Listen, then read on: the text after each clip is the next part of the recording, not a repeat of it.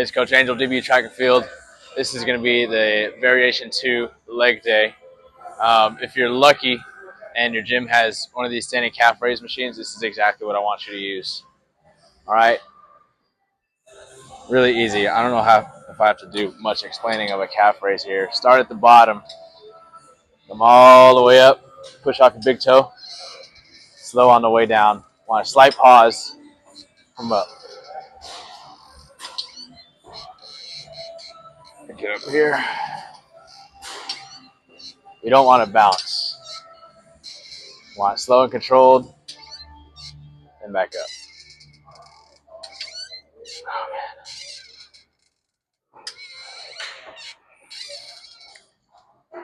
Slip it again here.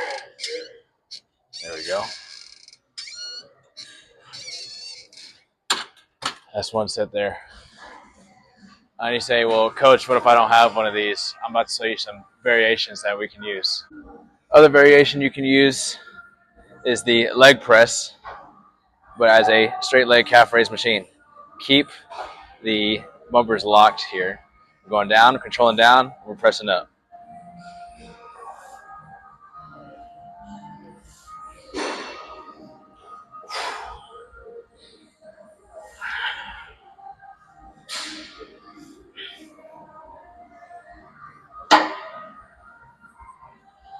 I'm going to show you one more variation that you can use. This will be the standing single leg calf raise here. Elevate that front foot, make sure it's stretched at the bottom, and push. Push off your big toe as much as you can. Full range of motion.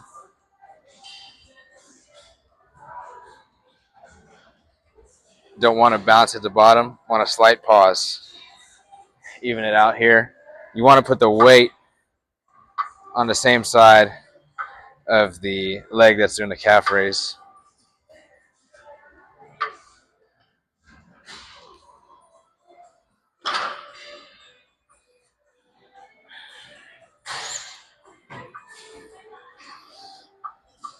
The main thing about all these three exercises is that they are a straight leg calf raise.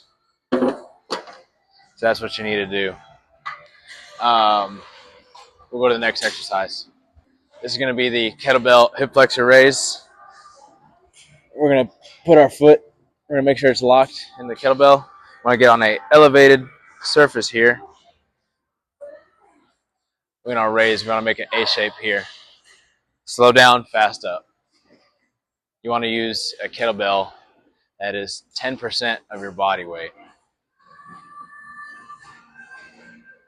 Trying to keep your core stable. We'll switch here, go to the other side.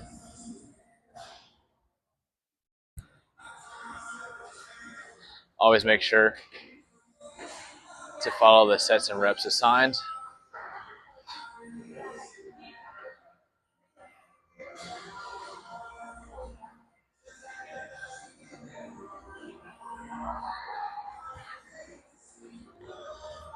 We'll go to the next exercise here. All right, for hamstring curls, there's a lot of variations you can do, but if you have access to a gym, there's two main ones that I prefer you using. This is the prone hamstring curl. Want to make sure it's set up, adjusted the right way for your anatomy.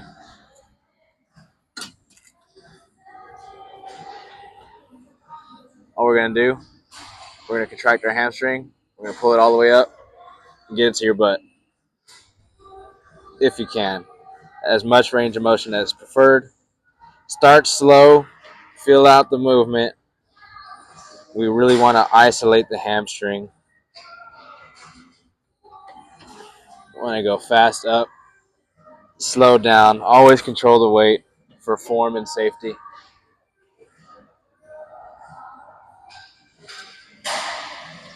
And we'll go to another variation of this. This is the seated hamstring curl machine. Make sure it's adjusted for your anatomy once again. Sometimes the range of motion will be lacking thereof, so we got to make sure it's adjusted to where we get full range of motion throughout the movement.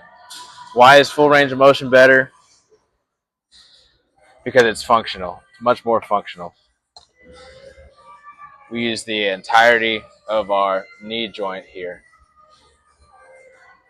Make sure we're set up. Want the pad slightly above your knees, and we're just going to curl. Always control the weight. You can squeeze at the top to catch the weight. Much more challenging. Get more activation that way.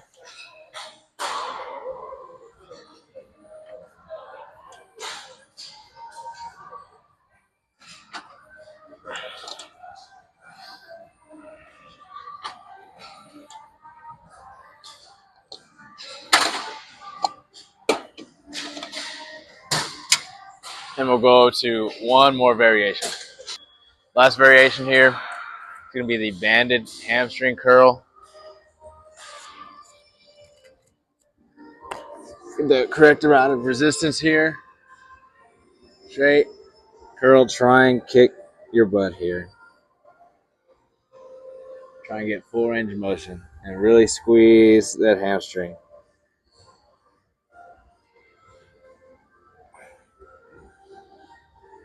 Make sure you don't let the resistance band snap your leg back.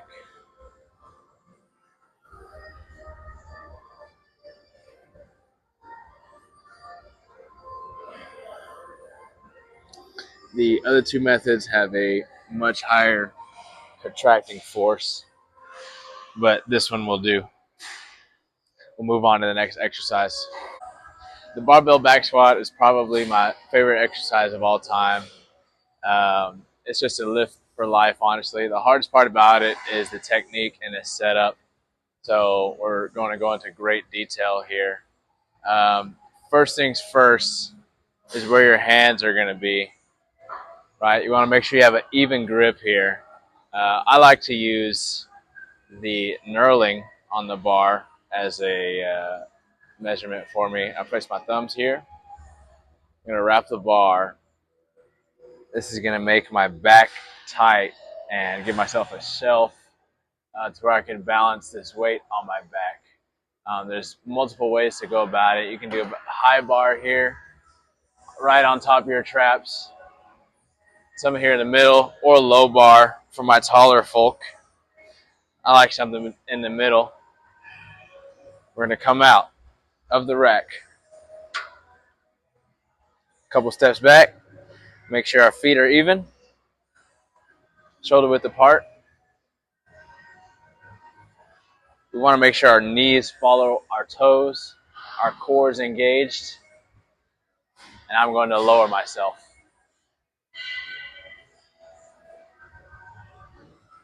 Just for technique purposes, the more range of motion, the better. Right? You want to be able to achieve at least below parallel. What that means is your knees and your hips are just below parallel with each other here. You want to come back up. Right? The more range of motion, the better. If it's hard for you to hit that depth, right, you want to go low bar. You want to get a wider stance. A little more hunched over here. And we want to push our knees out. Come up.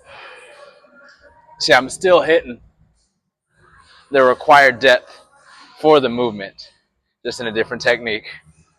Let me rack this here.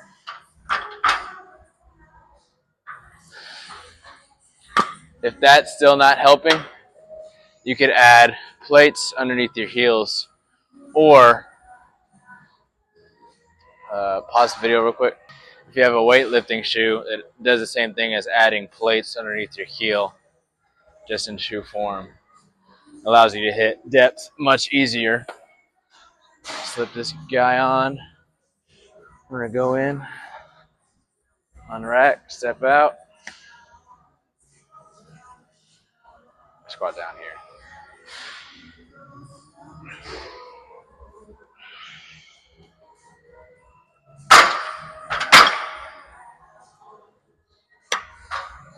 When you're re-racking the squat bar, don't be afraid to make a little noise. This is what the catches are there for. They're there to do their job. And that concludes the workout.